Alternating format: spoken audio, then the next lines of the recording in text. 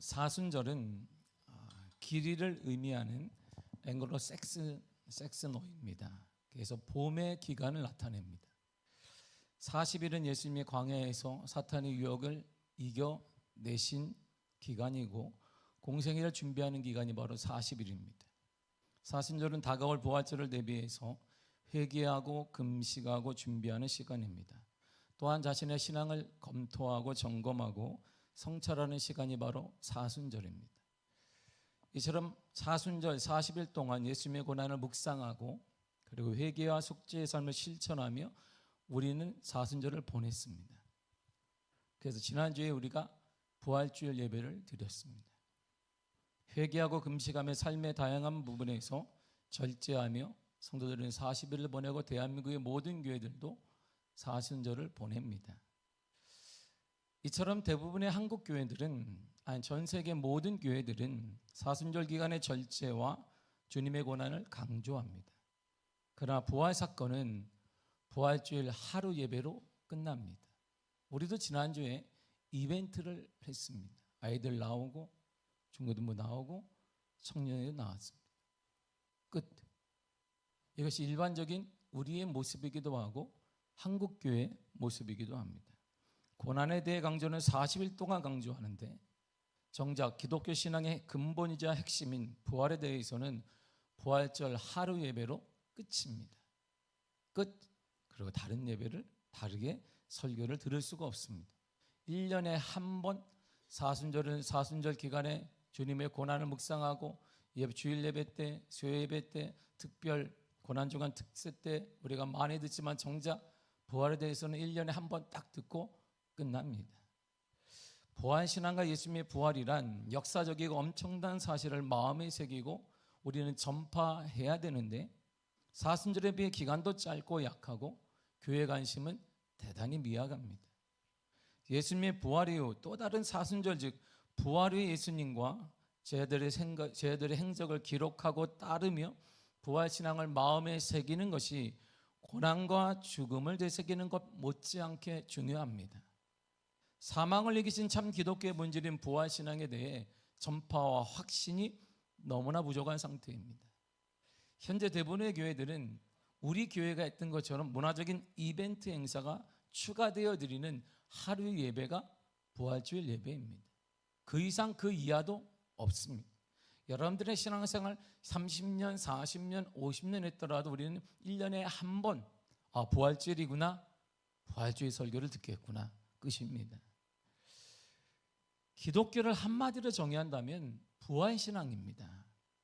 그것에 누구도 반론을 제기하거나 다른 말을 하지는 않습니다.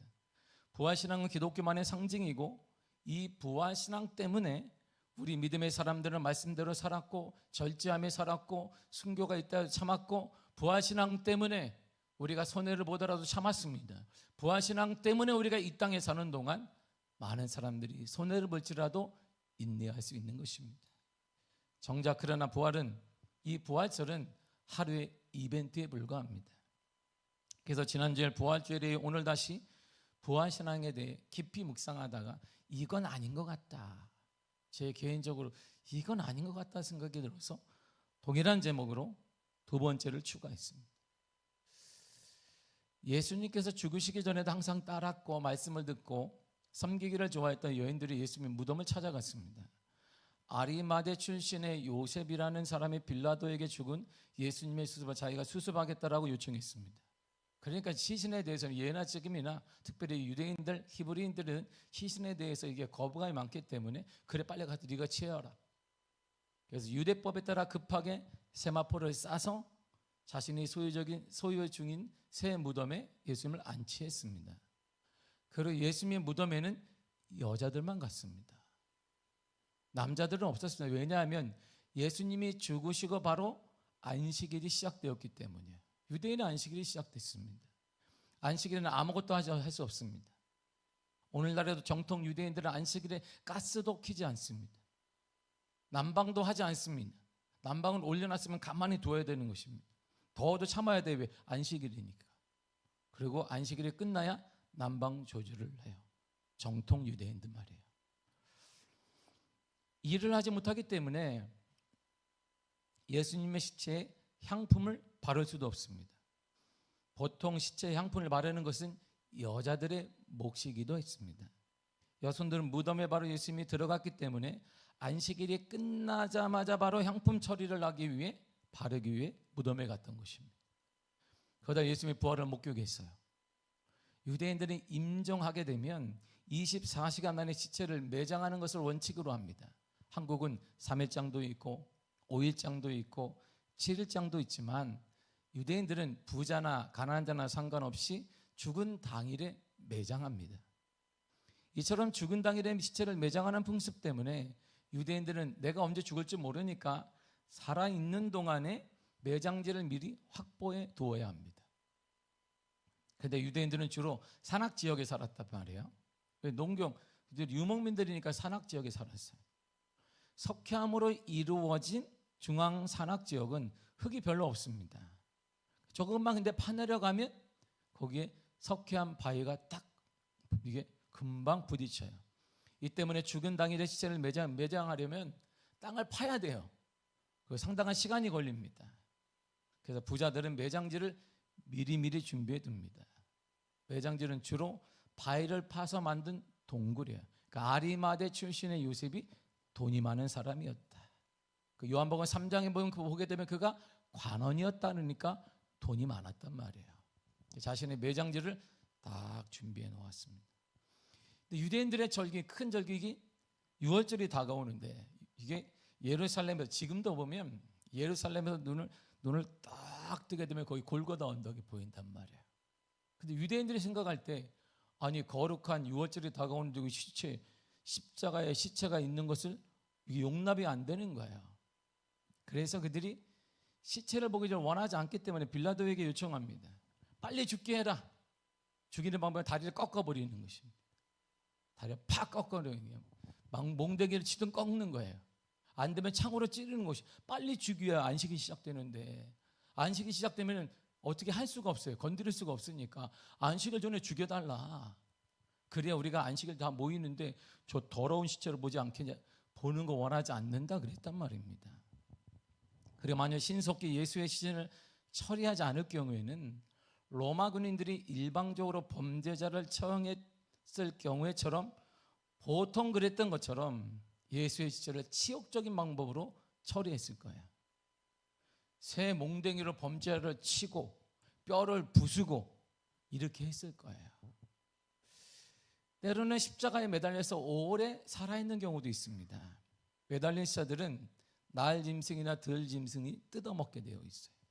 실제로 십자가의 높이가 3m 내외입니다. 그러니까 들 짐승들이 매달린 시체를 뜯어먹기에 딱 알맞은 그런 높이였단 말이에요. 아리마대 요셉은 예수님의 시신이 그 같은 치욕적인 일을 당하지 않도록 보호하기 위해서 자신이 수습해달라고 빌라도에게 얘기해요. 빌라도가 그래 빨리 해라. 이야, 잘된 거예요. 왜? 유대인들이 계속 요구했단 말이에요. 유월절이 다가오는데 쳐달라. 아니면 빨리 죽여달라. 부러뜨리라. 니들 방식으로 해서 몽댕이로 쳐서 다 부러뜨려버려라. 그러니까 어떻게 처리할지 모르는데 빌라도도 예수님을 만난 적이 있는데 함부로 할 수가 없는 그때에 아리마대 출신 요셉이 나와서 내가 처리하겠다 하니까 빨리 가져가라. 주었어요. 그러니까 대충 막 싼 것입니다. 대충 싸가지고 자신이 소유한 매장지에 예수님을 안치했습니다. 이와 같이 아리마대 요셉의 헌신으로 유월절 왕 대신 어린 양 대신 예수님께서는 유월절 양처럼 뼈는 꺾이지 않았습니다. 그런데 로마인들이 두려워하는 게 있는 거예요. 자 보세요. 우리가 정당한 심판을 통해서 빌라도가 그렇구나. 죄가 있구나. 거짓된 사람이네. 거짓말을 퍼뜨렸네. 로마에게 폭동을 일으켰네. 그럼 사형. 그렇게 했단 말이에요. 근데 만일 예수님이 살아있을 때 말했던 것처럼 그분이 다시 살아나면 어떻게 되지? 생각이 많은 거예요. 두려움이 생기기 시작했습니다. 예수라는 청년이 잘못을 저질렀고 선동을 했고 거짓으로 일관된 사람으로 다른 사형서보다 더 큰 죄를 지은 사람이라고 여기서 당시 가장 무서운 십자가 형벌을 선언했습니다. 그런데 그 청년이 살아나면 어떻게 되는 거야? 고민이 많은 거예요. 그래서 로마 군인에게 예수의 무덤을 지키라고 명령했습니다. 로마 군인이 이렇게 한가하지 않습니다. 당시 로마 군인이 전 세계를 지배하는 군인인데 남의 시체를 왜 지키겠어요? 더군다나 그것도 이방인이자 피지배국인 유대인의 무덤을 지키는 것은 이거 어이없는 것입니다. 그런데 지키라고 명했습니다. 왜냐하면 정말 믿고 싶지 않지만 죽은 예수가 살아난다면 자신들이 사형언도, 때림, 죽임 등의 모든 것들의 정당성이 무너지는 것이에요. 예수가 부활한다면 예수는 참 예언자가 되는 것이고 거짓이 없는 자가 되는 것이고 죄가 없는 자가 되는 거예요. 그래서 예수님의 사형을 집행할 로마인들의 정당성이 다 무너지는 거예요. 혹시 이것을 악용해서 예수의 시체를 훔쳐가는 자들이 있을까 봐 로마 군인을 시켜서 그 자리 무덤을 지키라고 한 것입니다. 그런데 놀랍게 예수님이 부활했습니다. 그 부활에 대한 로마인들의 반응을 보세요. 4절을 읽겠습니다. 시작.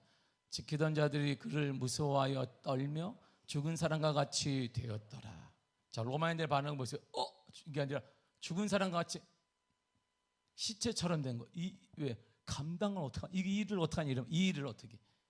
이 일을 어떻게 하지? 예수님께서 부활하셨음을 천사가 나타나 말하고 증언했습니다. 그러자 지키던 로마인들은 무서워하고 두려웠어요. 왜? 자신들의 정당성이 다 무너져 버리기 때문이에요. 자신들의 행위가 정당하다는 것을 보여주기 위해 더 날카롭게, 더 아프게, 그리고 모든 사람들이 지켜보는 앞에서 심지어 예수님을 사랑하는 제자들, 여인들 앞에서 무참히 때리고 침뱉고 마침내 십자가에 못 박아버렸어요. 근데 만약 예수님이 부활했다면 자신들의 모든 것, 모든 행위가 잘못이라는 경론에 봉착하는 거예요. 그게 무서운 거예요. 그게 우리 했던 모든 것이 잘못된 거네. 그러면 우리가 선도한 사형원도 잘못된 거잖아. 뭐 어떻게 되나? 그게 무서운 거예요. 직장 생활을 하다 보면 직장의 한 부서에 모든 부서에 한 사람을 놓고 잘못했다고 말하고 우리가 소위 말하는 아이들 말로 왕따를 시키면서 충분한 증거나 증언이 있다라고 말합니다. 근데 시간이 계속 지나니까 그 사람이 잘못된 것이 아니라 그를 소외시켰던 다른 부서원들이 잘못된 거예요. 사람들이 점점 그 사람이 잘못한 거 아닌 것 같다? 점점 알아가면 이 나머지 부서원들은 그 우리가 잘못한 것이 드러나니까 어떻게 해야 돼요? 그럴수록 모든 부서원들은 하나가 되고 더욱 완전히 거짓된 자, 몰상식한 자, 잘못된 자를 그를 여겨야 되는 거예요. 죽여야 되는 거예요. 그래야 정당성이 확보되기 때문에 완전히 쫓아낼 자로 만들어버리는 거예요. 이게 사회생활이잖아요. 그래야 자신들의 모든 행위가 정당성을 가질 수 있습니다. 마찬가지로 세상은 예수님의 부활을 절대 믿지 않아요. 만일 예수님이 부활을 믿는다면 세상에 자신의 종교, 자신의 신앙, 그동안 자신이 지켜왔던 신념, 철학 등이 모두 무너지는 거예요. 세상은 절대 예수님의 부활을 믿지 않습니다. 만약 예수님이 부활했다고 한다면 자신들의 고집, 기독교 신앙에 대한 반대, 핍박, 박해 등의 모든 것이 무너지는 거예요. 그래서 절대 세상은 예수님의 부활을 믿지 않습니다.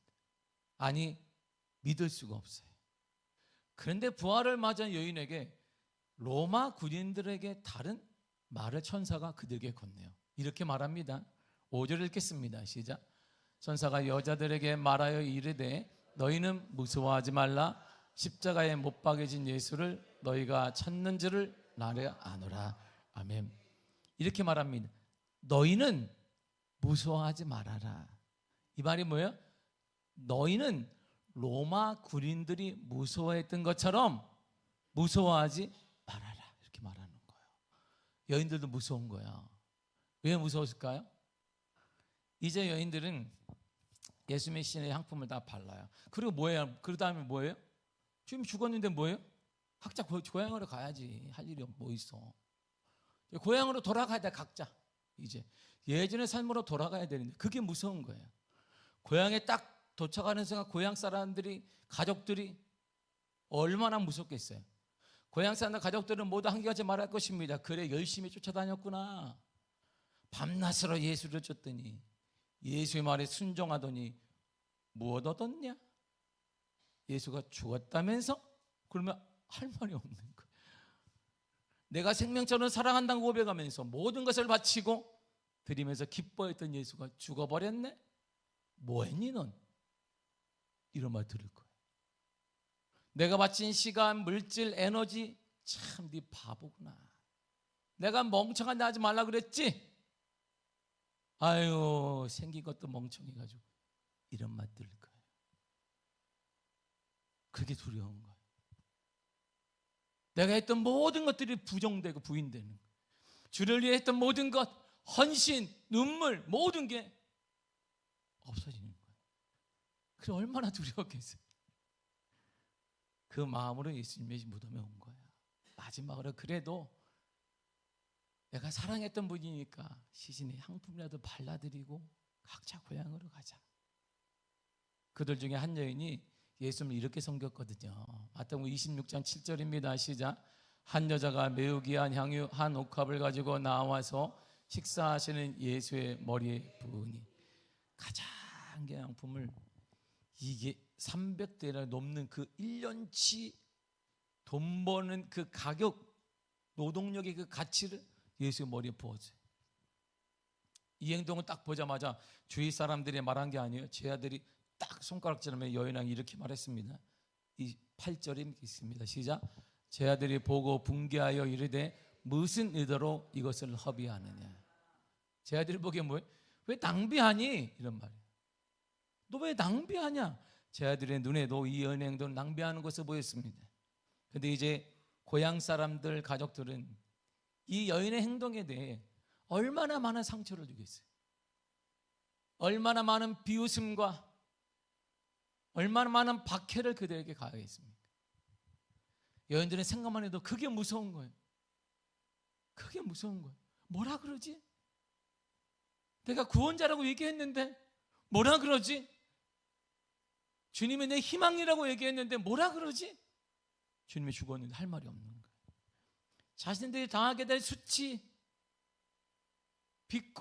비꼬임, 무시하는 거, 그게 두려운 거예요. 그러나 그래도 아리마대 요셉이 급하게 모신 예수님의 시신에 마지막으로 향품이라도 발라드리고 그게 예의인 것 같다. 고향으로 가는 게 얼마나 힘이 없겠어요. 얼마나 좌절하겠어요. 아무것도 남은 게 없네. 무섭고 두려운 마음으로 고향으로 떠날 생각이었습니다. 근데 천사가 그 여인에게 이렇게 말한 거예요. 5절을 다시 한번 읽도록 하겠습니다. 시작. 천사가 여자들에게 말하여 이르되 너희는 무서워하지 말라. 십자가에 못 박이신 예수를 너희가 찾는 줄을 내가 아노라. 여자들아, 너희는 무서워하지 마. 로마인들처럼 무서워하지 마. 너희들의 헌신, 눈물, 희생 내가 다 알아. 이 내용이야. 내가 다 안다. 무서워하지 마. 그러니까 고향 사람도 무서워하지 마. 주님은 부활하셔서 여인들의 헌신, 섬김 등의 모든 것을 기억하십니다. 그래서 여인들이 이 땅에 사는 동안 주님이 갚아주실 것이고 하늘나라에서도 기억되게 하실 것입니다.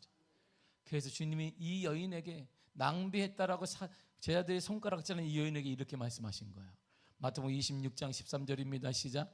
내가 진실로 너희에게 이르노니 온 천하에 어디서든지 이 복음이 전파되는 곳에서는 이 여자가 행한 일도 말하여 그를 기억하리라 하시니라.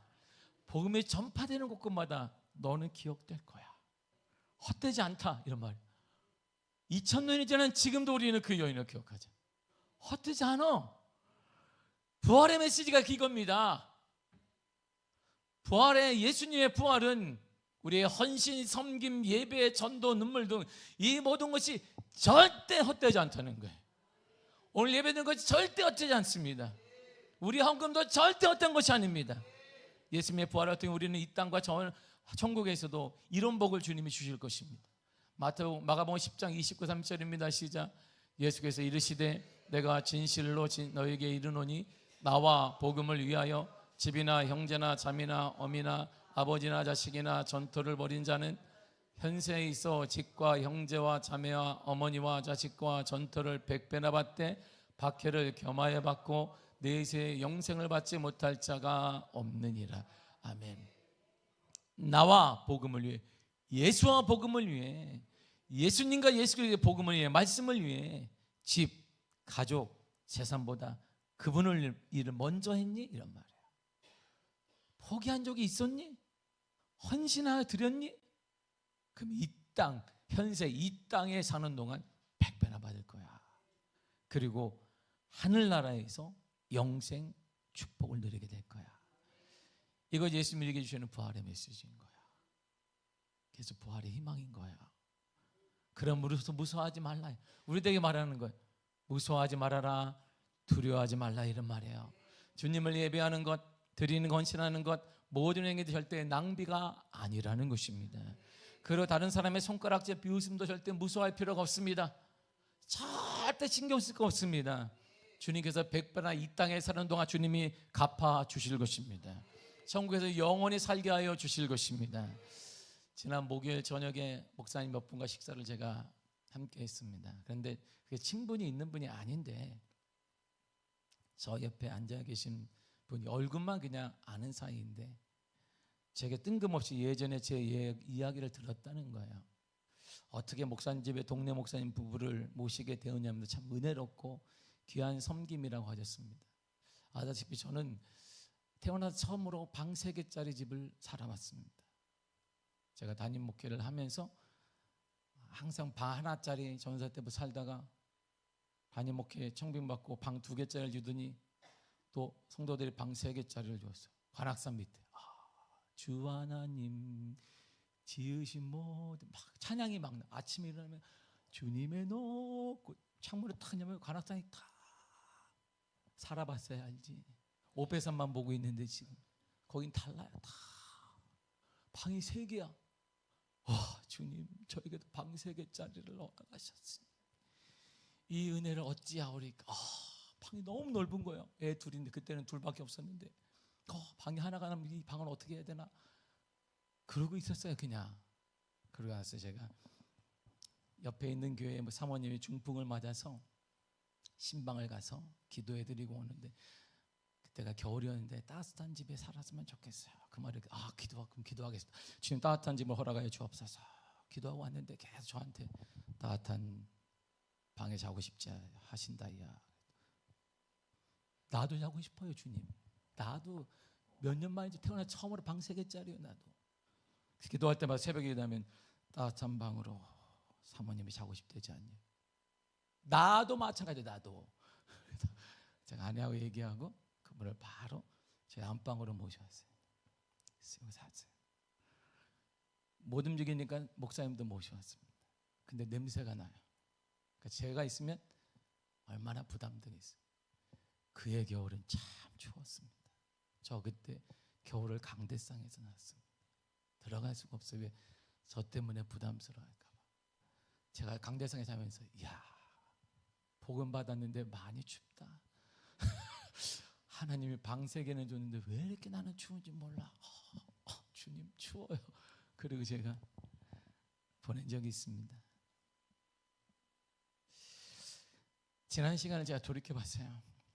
아내와 결혼한 후에 받은 너무 감사하잖아요. 부족한 저에게 사랑한 아내를 위해서 받은 폐물을 다 감사헌금을 드렸어요. 드릴 게 그밖에 없습니다. 주님. 부교육자인 전사 때 교회가 어려워 문제가 있을 때 살던 작은 방을 빼 헌금했습니다.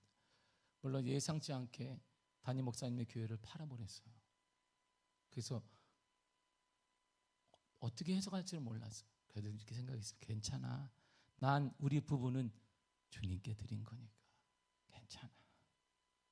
29세 담임 목사가 된 교회는 재정적으로 너무 어려웠습니다. 그래서 재정부만 하는데 3년간 사례를 못 받았습니다. 주지 마세요. 괜찮습니다. 오직 교회를 살려달라는 울부짖음으로 밤낮을 기도하며 전도만 했습니다.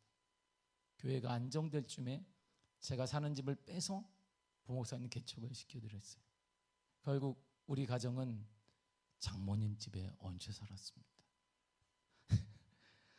그리고 한국에서 목회를 하고 미국을 유학을 떠날 때 퇴직금을 주지 말라 그랬어요. 이제 활기를 찾는 교회에 내가 부담이 되는 것을 원치 않았기 때문입니다. 주위에서는 몇 억을 줄 테니까 넘겨달라는 유혹이 많았습니다. 근데 우리 교회 출신으로 개척을 했다가 문을 닫고 쉬고 있는 목사님을 담임 목사로 제가 모셔왔어요. 그리고 몸만 가지고 갔습니다. 그리고 미국에서도 지금도 주님께서 원하시는 일, 주와 복음을 위해 뭐든지 아낌없이 드렸습니다. 근데 부활한 주님이 제게 이렇게 말씀하십니다. 제가 이 성경을 따라 너무 혼자 울었어요. 저에게 이렇게 말하는 거야. 주님이, 윤호야, 탕목사야, 너가 걸어온 길, 앞으로의 삶에 대해 무서워하지 말아라. 두려워하지 말아라. 나를 위한 너의 헌신, 섬김, 나눔, 드림 다 기억하고 있다. 이게 제게 막 오는 거예요. 이게 내가 이 땅에 사는 동안 넉넉함으로 너와 자녀들에게 채워줄 거다. 천국에서도 영원히 기쁨 가운데 살게 될 거다. 이렇게 제가 성경을 다 깨달은 거예요. 예수님의 부활은 부족한 제가 주를 위해 했던 모든 것들을 절대 헛되지 않게 합니다. 낭비가 아니라는 의미를 부여해주고 있습니다. 이것이 은혜인 거예요. 그래서 예수님의 부활은 제게 희망이 되는 것이고 우리에게 유일한 희망이 되는 것입니다. 어떤 것보다 값진 희망이 되는 것입니다. 만일 예수님께서 부활하지 않으셨다면 이 모든 것이 헛된 것입니다. 사도 바울은 이렇게 얘기했습니다. 고린도서 15장 17절입니다. 시작. 그리스도께서 다시 살아나신 일이 없으면 너희의 믿음도 헛되고 너희가 여전히 죄 가운데 있을 것이요. 아멘. 우리 주님의 부활이 없다면 우리의 믿음도 헛되고 우리의 예배도 헛되며 기도도 헛되며 헌금도 헛되며 헌신도 헛되고 주의 이름 말한 모든 것들이 헛된 것입니다. 그리고 여전히 죄 가운데 멸망 가운데 살게 될 것입니다. 그리고 우리는 이런 자가 됐을 거예요. 그리스도의 부활이 없다면. 고린도서 15장 19절입니다. 시작. 모든 사람 가운데 우리가 더욱 불쌍한 자이리라. 모든 사람 가운데 가장 불쌍한 자일 것이야. 그러나 주님은 부활하셨습니다. 그래서 주님이 여인에게 두려워하지 말아라, 무서워하지 마라. 너희가 했던 나를 위해 향유를 붓고 섬기고 했던 모든 것들 헛되지 않다. 이 땅에서 내가 갚아줄 것이야. 하늘나라에서도 영원한 상급으로 남을 것이다. 예수님의 부활은 여러분의 주와 복음을 위해 수고하고 헌신한 모든 것들이 결코 헛수고나 낭비가 아니라는 것을 증명해 주고 있습니다. 예수님의 부활은 여러분들의 헌신, 믿음의 삶, 결단 등에 대해 이 땅에서도 풍성한 삶을 살도록 만들어줄 것이고 하늘나라에서도 큰 은혜를 받게 해줄 것입니다. 성경은 이렇게 말해주고 있습니다. 로마서 14장 8절과 9절입니다. 시작. 우리가 살아도 주를 위하여 살고 죽어도 주를 위하여 죽나니 그러므로 사나 죽으나 우리가 주의 것이로다. 이를 위하여 그리스도께서 죽었다가 다시 살아나셨으니 곧 죽은 자와 산 자의 주가 되려 하심이라. 아멘. 사나 죽으나 우리 모든 생애가 주와 복음을 위해 산다면 우리는 예수님의 것이라는 거예요. 예수님이 보호하시고 예수님이 인도하시며 예수님이 악기로 역사하시고 기적을 허락하시며 은혜를 허락하시며 막힌 담을 무너뜨리게 하시며 길을 열어 주실 것입니다. 예수님의 것이 된다는 것은 죽음에서 다시 살아나신 예수님께서 이 땅에서의 삶도 저와 하늘나라의 삶도 인도해 주신다는 의미입니다. 그러므로 우리가 주와 복음을 위해 살면 부활하신 예수님께서 죽은 자 예수 그리스도가 아닌 죽음에서 다시 살아나신 예수 그리스도께서 우리의 주인이 되어 주십니다. 선한 길로 인도하여 주실 것입니다. 풍성하게 만들어 주실 것입니다. 힘을 공급하여 주실 것입니다. 길이 열리게 될 것입니다. 여러분들의 자녀의 앞길도 허락하여 주실 것입니다. 예수님은 직접 이렇게 말씀하셨습니다. 요한복음 12장 26절입니다. 시작. 사람이 나를 섬기려면 나를 따르라. 나 있는 곳에 나를 섬기는 자도 거기 있으리니 사람은 나를 섬기면 내 아버지께서 그를 귀히 역. 아멘. 헛되지 않습니다. 주를 섬긴 모든 것들이 헛되지 않고 주님은 귀하게 여기십니다. 귀하게 여겨주실 것입니다. 이 땅에서도 열매로, 하늘나라에서도 하나님 축복으로 허락하여 주실 것입니다. 부활하신 주님께서 다시 오셔서, 우리에게 다시 오셔서, 부활의 주님 반드시 다시 오심으로 이런 은혜 주실 것이에요. 계시록 22장 12절입니다. 시작. 보라, 내가 속히 오리니 내가 줄 상이 내게 있어 각 사람에게 행한 대로 갚아주리. 아멘. 주님이 갚아주실 거예요. 제가 말씀을 준비하면서 너무 벅찬 거예요. 이야, 부활은 내게 희망이에요.